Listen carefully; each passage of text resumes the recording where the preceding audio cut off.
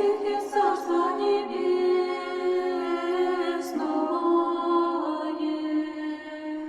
блаженне плачущие, яко утешатся,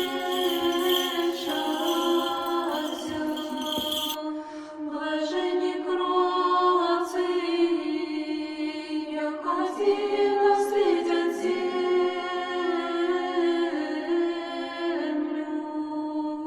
блаженне алчущие и жаждущие правды, яко насытятся,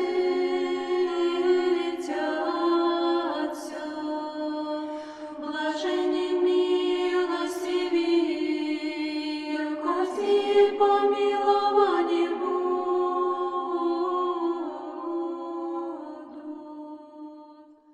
Не ваши, ниже пресекившийся, многие страсти, претерпести страданий, ово по поношениям и скорби, позор бывшие, ово же общницы выше живущих таку, ибо юзда моих страдости и разграбление имени ваших с радостью приясти, едешь и имейте себе имение на небесе, пребывающие и лучшие.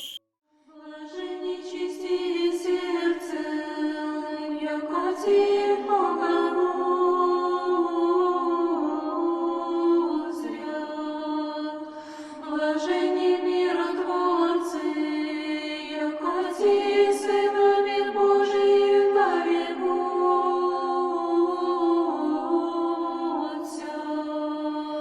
Блаженни изгнание правды ради, Тихе царство небесное,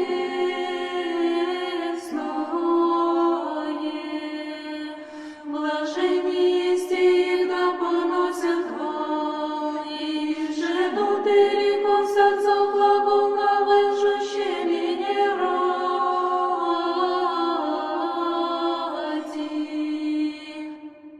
Радуйтесь и веселитесь, яко мзда ваша много на небесе.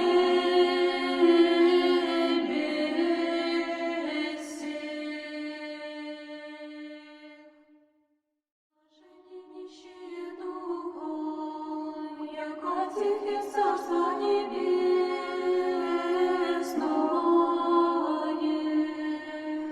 блаженне плачущие, яко